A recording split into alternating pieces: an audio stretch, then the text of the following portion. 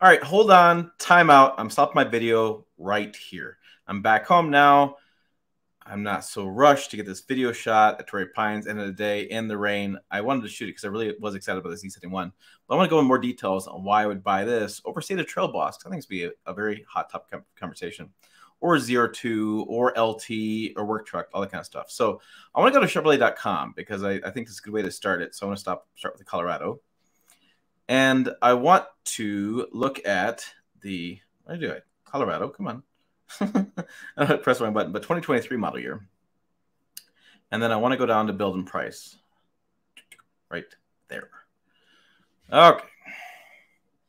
So I want to look at trims. We'll do four-wheel drive, and I want to compare all the trims. Now, the Z71, as we know, doesn't have all the front plastic, doesn't have a 2-inch lift, doesn't have the bigger tires. So while I like those things, and I think those things are going to be great, I do think that for my driving, Z71 is probably a little bit better. I mean, I still get a little bit higher approach angle, departure angle in this truck versus prior generation. And for most snowy roads I go on, I really like Z71. And I also really like some of the features that it's kind of scratching my head why I can get some of these features I can't. And really it comes down to mechanical, exterior, but really the interior stuff. So like I was thinking about this. For example, the Z71 comes with a 120-volt box-mounted power outlet. I don't understand why the Trail Boss wouldn't come with that, because I think that makes a lot of sense. It has a 12-volt, but 120 volts. So like you're camping a lot, you're always plugging stuff in the back, like an air compressor, or maybe you have a portable cooler or something like that. And I'm just surprised at the mount in the back. And I tend to use power in the back of my trucks quite a bit out here around the fence. I was working around out in the country, things like that. There's also another thing that was kind of surprising to me. I get the Bose premium audio system, so I get better sound, which some people really make a big deal about. Some people don't. It's kind of up to you. But cruise control. Why do I have to get a package to get cruise control in the Trail Boss when it comes standard in Z71? You can get cruise control in Trail Boss, but you have to get a package. You have to get the there's a special package that you have to get, a convenience package to get that. Other interesting things were going to be, sorry, I had this all lined up.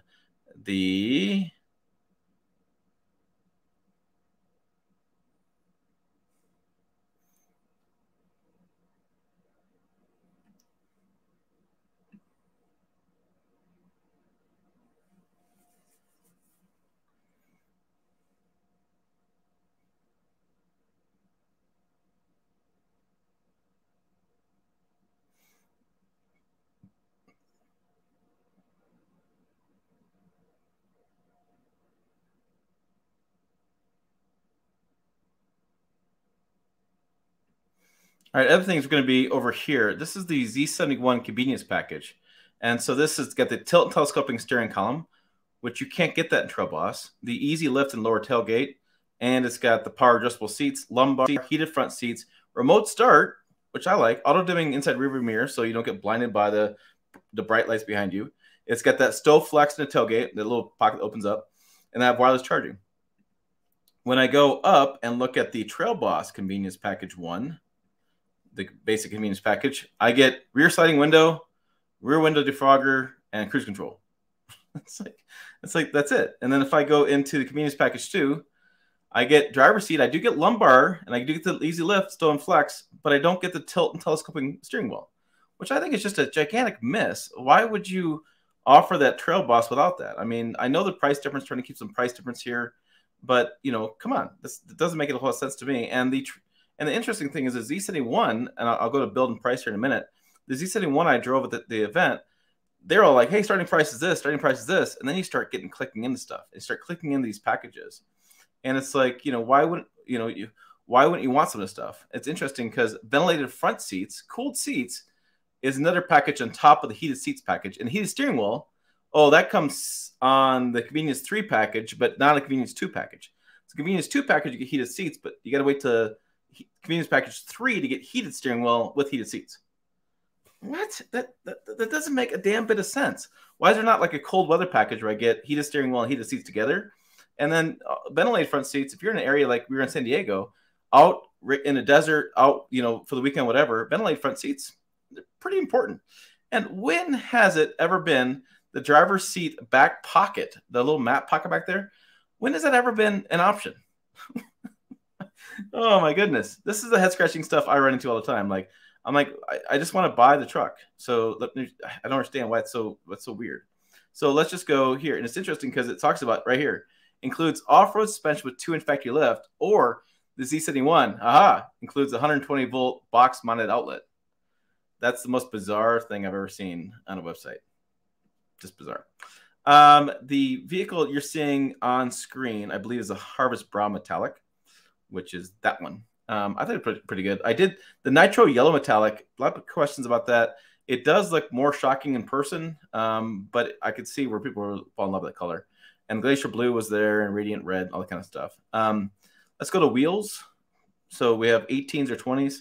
I don't think there's that much difference in fuel economy. There should be a little bit, but it's not that big of a deal, in my opinion, if you're doing that just difference. And so what's interesting is if you go to 20-inch wheels, you have to add a package, a convenience package. It's like, what? Makes no sense. All right, interior. This is one of the things that you can't see online, but you can see in the video.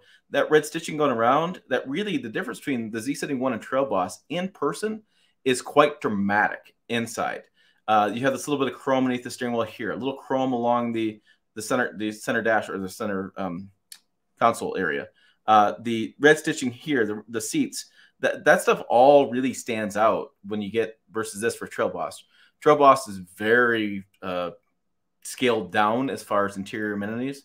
And so I don't know. I'm really curious now to take a second look at the ZR2, to be honest with you. And I can't wait to get a chance to drive that. So packages, I think it's interesting. They have a skid plate package like that when it comes standard. Technology package, $8,950 for adaptive cruise control. Rear park assist, blind zone steering assist, $445, advanced trailing $620.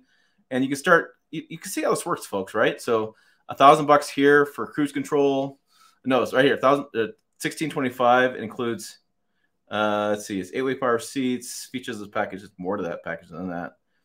See all features. Let's see. It doesn't show me all the features, but we saw on the other one where it showed me power, but heated seats and cooled seats. But to get heated seats plus heated steering wheel, you have to do the convenience package 3 as well as convenience package 2. And then if you decide, hey, I want some skid plates because I'm going to be going over some stuff. And oh, wait, I want to do the trailering package. And yeah, I need a trailer brake controller, which again, we've talked about this being an odd spot. A lot of people want over to the right.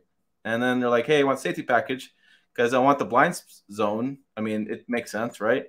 But then I got to remove driver memory settings and add blind zone steering and rear center armrest. Why is a rear center armrest another package? Nickel and diamond, nickel and diamond. So, you know, if let's say I add this package there too. So I'm going to add the heated steering wheel. It's part of the package, which doesn't make sense. Other packages, but okay. So apparently I can add heated steering wheel, but if I don't know, you do all this stuff and what you get in the day, this is my major point, is $47,845 for all of these weird add-ons and packages that I don't think make a whole lot of sense. But if I remove, I wonder if I can get the heated steering wheel still. No, it's making me, I got to have some sort of connection here. So let's remove.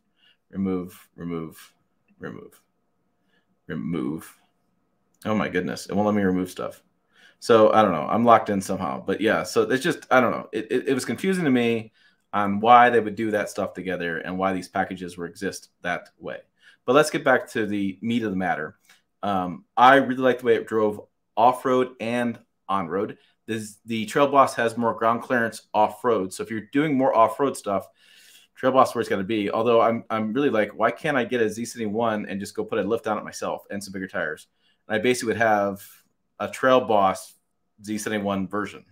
Maybe I can get the extra logo stickers and put them all on my sides. I like the way it drove off-road and on-road.